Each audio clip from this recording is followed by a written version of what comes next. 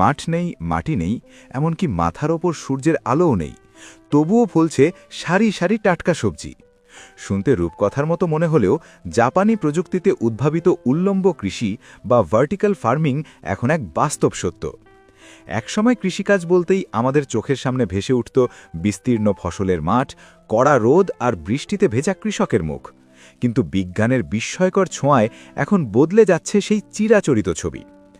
আমাদের মতো জনবহুল ও জমি সংকটের দেশে এই প্রযুক্তি হয়ে উঠতে পারে আগামীর প্রধান ভরসা।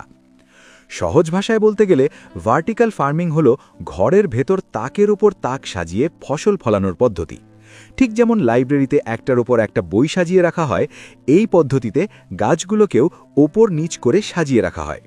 এর ফলে খুব অল্প জায়গায় সাধারণ চাষাবাদের চেয়ে কয়েক গুণ বেশি ফসল ফলানো সম্ভব।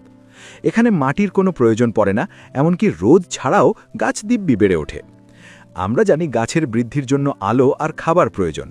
ভার্টিক্যাল ফার্মিং পদ্ধতিতে সূর্যের আলোর বিকল্প হিসেবে ব্যবহার করা হয় বিশেষ ধরনের এলইডি লাইট। এই আলো গাছের শালক সংশ্লেষণ প্রক্রিয়ায় সাহায্য করে। আর মাটির বিকল্প হিসেবে ব্যবহার করা হয় পুষ্টিগুণ সমৃদ্ধ পানি। গাছের শেকড় সরাসরি সেই পানি থেকে তার প্রয়োজনীয় খাদ্য উপাদান গ্রহণ করে। যেহেতু পুরো চাষাবাদ প্রক্রিয়াটি একটি নিয়ন্ত্রিত ঘরের ভেতর ঘটে, তাই এখানে ধুলোবালি বা পোকামাকড়ের উপদ্রব হয় না বললেই চলে। এর বড় সুবিধা হল ক্ষতিকর কীটনাশক ছাড়াই সম্পূর্ণ অর্গ্যানিক বা জৈব উপায়ে স্বাস্থ্যকর সবজি পাওয়া যায়। প্রথাগত কৃষিতে আমরা ঋতুর ওপর নির্ভরশীল। চাইলেই গরমে শীতের সবজি পাওয়া যায় না, কিন্তু ভার্টিক্যাল ফার্মিং এই বাধা দূর করে দিয়েছে। কম্পিউটারাইজড ব্যবস্থার মাধ্যমে ঘরের তাপমাত্রা ও আর্দ্রতা নিয়ন্ত্রণ করা হয়।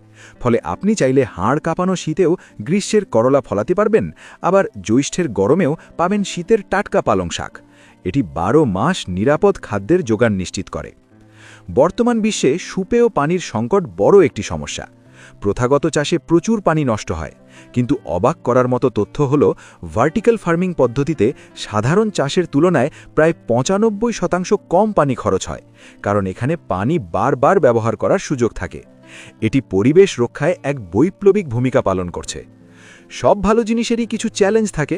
ভার্টিক্যাল ফার্মিং শুরু করার প্রাথমিক খরচ বা সেটআপ কস্ট একটু বেশি।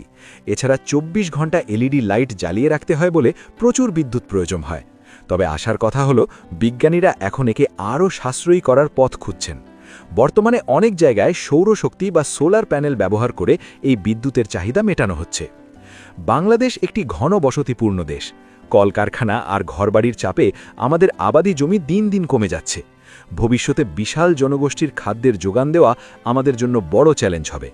এই অবস্থায় শহরের পরিত্যক্ত ভবন, গুদামঘর কিংবা বাড়ির বেসমেন্টে ভার্টিক্যাল ফার্মিং শুরু করা গেলে তা হবে এক যুগান্তকারী পদক্ষেপ।